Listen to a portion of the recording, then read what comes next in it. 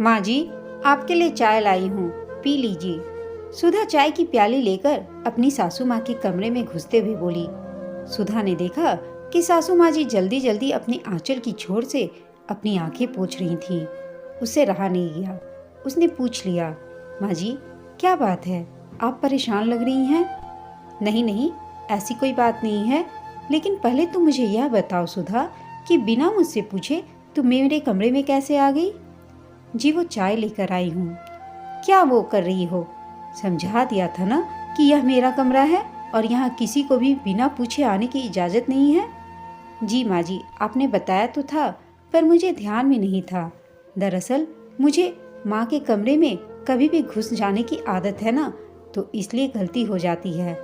आगे से ख्याल रखूंगी। सुधा को 3 साल हो गए ससुराल आए हुए, पर कुछ कुछ आदतें वह अभी तक बदल नहीं पाई। कमरे से निकलने लगी तो सास ने फिर टोका, अपने ससुर जी को चाय दिया है क्या तुमने? सुधा बोली, अभी नहीं दिया है माँ जी, अब देने जा रही हूँ। पता नहीं क्यों पिताजी ने भी अपना कमरा बंद कर लिया है। वह चाय लेकर उनके दरवाजे पर पहुंची। दरवाजा अंदर से बंद था और वह किसी को जोर जोर से डांट रहे थे। सुधा ने दरवाजे में कान लगाकर सुनने की कोशिश भी की, पर कुछ समझ नहीं आया उसे। डर से उसने दरवाजा खटखटाना भी उचित नहीं समझा और उल्टे पांव वापस लौट आई। सुधा की चिंता बढ़ने लगी थी। माना कि ससुराल में उसकी कोई खास अहमियत नहीं थी।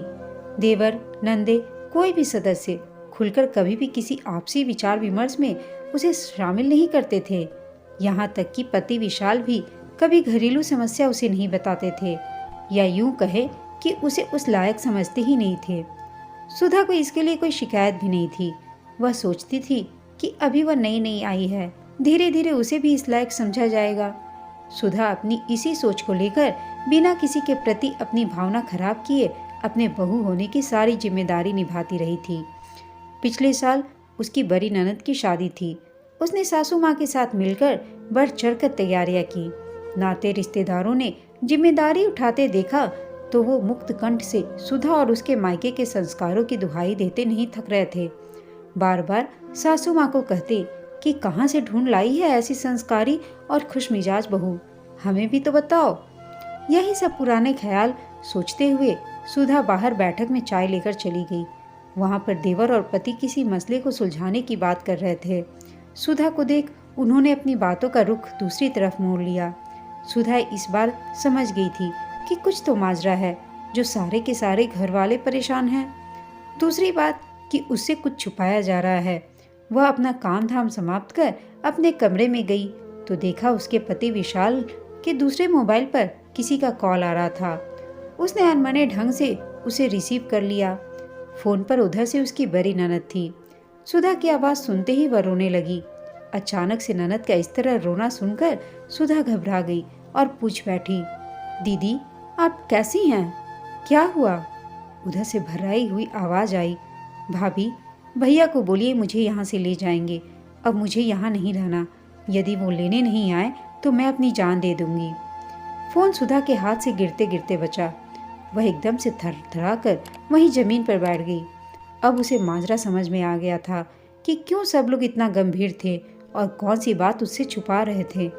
सुधा ने अपने आप को संयत किया और बोली, भले ही यहाँ सभी ने मुझे पराया समझा हो, पर कम से कम ननद ने तो अपना समझ अपनी व्यथा बताई मुझे। मैं उन्हें कुछ नहीं होने दूंगी, चाहे इसके लिए मुझे जो भी करना पड़े। उसने दोबारा से ननद को फोन लगाया और सारी जानकारी ली।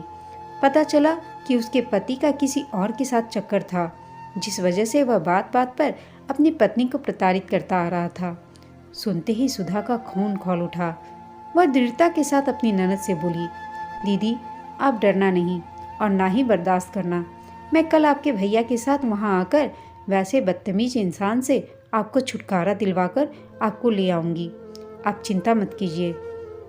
शाम के समय जब घर के सभी सदस्य नाश्ते के लिए इकट्ठा हुए, तब सुधा ने ननद से जो बातें हुई थी सबको बताई तथा अपनी प्रतिक्रिया देते हुए बोली, हमें उस बेगैरत इंसान को सबक सिखाना चाहिए और मेरा मन तो कहता है कि पुलिस को सूचना देकर उसे जेल की हवा खिलाना चाहिए।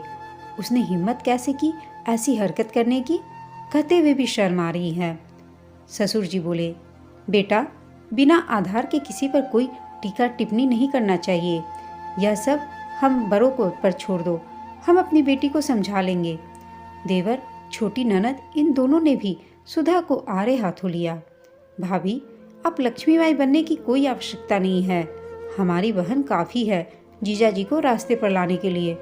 फिलहाल आप कोशिश भी मत करना हमारे घर को कुरुक्षेत्र बनाने का। सुधा ने अपने पति की तरफ मुड़कर देखा। उसे लगा कि कहीं वह तो उसके पक्ष में कुछ बोले, पर विशाल ने भी कह दिया कि तुम अपने काम से काम रखो, ज़्यादा काजी बनने की आवश्यकता नहीं है तुम्हें। हम हैं अपनी बहन के लिए। सुधा मन महसूस कर रह गई। इधर अब हर 2 दिन बाद ननद रोते हुए सुधा के पास फोन करती और वापस ले जाने की गुहार लगाती।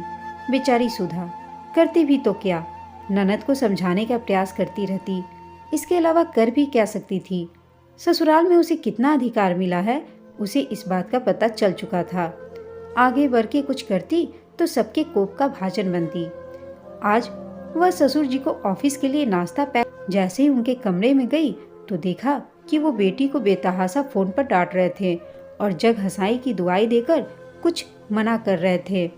सुधा को देख चुप हो गए। आप दीदी को लेकर आइए वरना कोई अनहोनी हो जाएगी, सुधा ने कहा। ससुर जी ने कोई प्रतिक्रिया नहीं दी और ऑफिस के लिए निकल गए। सुधा वहां से सीधे अपने कमरे में गई और ननद को फोन लगाया और बोली, दीदी आप तैयार रहना, मैं आ रही हूँ आपको लेने। किसी को भी इसकी भनक नहीं लगनी चाहिए, बस आप तैयार रहना। एनसीसी की स्टूडेंट रह चुकी सुधा ने बहुत सारे बहादुरी के काम किए थे। कई बार वह राष्ट्रीय स्तर पर सम्मान भी पा चुकी थी।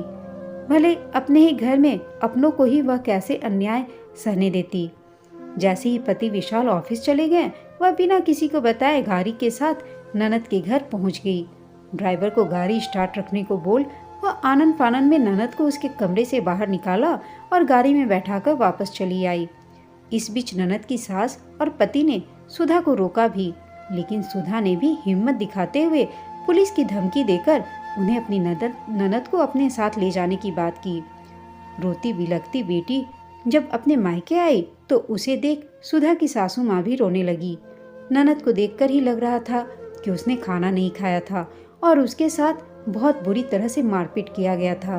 बार बार सासू माँ सुधा को दुआएं दे रही थी। आज सुधा को लग रहा था कि वह इस परिवार की सदस्य है। वह अंदर ही अंदर बहुत खुश थी। जो काम भाई पिता नहीं कर पाए वह आज बहू ने कर दिखाया। वह सोच रही थी कि आज विशाल उसके किए गए हिम्मत के कारनामे से खुश हो जाएंगे। वह पति और ससुर जी के ऑफिस से लौटकर आने का इंतजार करने लगी। विशाल ऑफिस से लौटा था। दरवाजा सुधा की जगह उसकी बहन ने खोला। वह कुछ समझ पाता इससे पहले ही बहन ने झुककर भाई के पैर छुए। विशाल चौंक कर कभी बहन को देख रहा था तो कभी अपनी पत्नी सुधा को। फिर उसने बहन से पूछा, तू कैसे आई? बहन ने कहा, भाभी के साथ। विशाल बोला, मैंने तुझे समझाने की कोशिश की थी ना कि अब वही तेरा ठिकाना है। जैसे भी हो तुझको ही सामंजस्य स्थापित करना है, लेकिन तुम्हारी गलती नहीं, तुझे तो इसने भड़काया होगा। फिर दांत पीसते हुए बोला, तुड़वा दिया इसने तेरे रिश्ते को भी। सुधा ने कुछ बोलना चाहा पर विशाल आग बबूला हो सुधा पर बरस पड़ा। सुधा, एक बात तुम्हें समझा देता हूँ, अपने दायरे में रहा करो। सबके मामले में टांग अड़ाना तुम्हारी आदत हो गई है। तुम्हें किसने अधिकार दिया कि तुम मेरे घर के मामले में दखल दो? सुधा बोली, क्या क्या कहा आपने? मेरे घर? आप अपने भ्रम से बाहर आइए। आपकी पत्नी होने के नाते यह घर सिर्फ आपका नहीं मेरा भी है। और जहाँ तक अधिकार की बात है तो मेरा सिद्धांत है कि अधिकार यदि प्यार से ना मिले तो छीन कर लेना चाहिए। और एक बात, जितना अधिकार इस घर में आपका है उतना ही आपकी बहन का भी है, और अब वह यहीं रहेगी जब तक उसका मन करे। दोनों की नोक-झोंक सुन रही सासू माँ से रहा नहीं गया। वह बाहर आई और सुधा को गले लगाते हुए बोली, खबरदार विशाल, जो मेरी बहू से ऊंची आवाज में अधिकार की बात की तो तुझे सिर्फ अधिकार की चिंता है और इसे परिवार की। अगर सुधा तेरी बहन को यहाँ ना लाती तो आज शायद उसका आखिरी दिन होता। उसके ससुराल वालों ने आज उसे कितना मारा, यह तुझे दिखाई नहीं देता? अरे कैसा भाई है तू? माँ की बात सुन विशाल को अपने की पर अफसोस होने लगा। उसने सुधा का धन्यवाद दिया और पुलिस में जाकर बहन के ससुराल वालों के खिलाफ केस दर्ज किया, साथ ही तलाक की अर्जी भी दी। अब उसकी बहन को अपनी भाभी के वजह से महसूस हुआ कि उसका भी मायका है जो मुसीबत में उसका साथ दे सकता है, वह अकेली नहीं है। दोस्तों, आपको यह कहानी कैसी लगी कमेंट करके बताइएगा। साथ ही कहानी अच्छी लगी हो तो इसे लाइक, शेयर और चैनल को सब्सक्राइब अवश्य कीजिएगा। कहानी सुनने के लिए आप सबका धन्यवाद।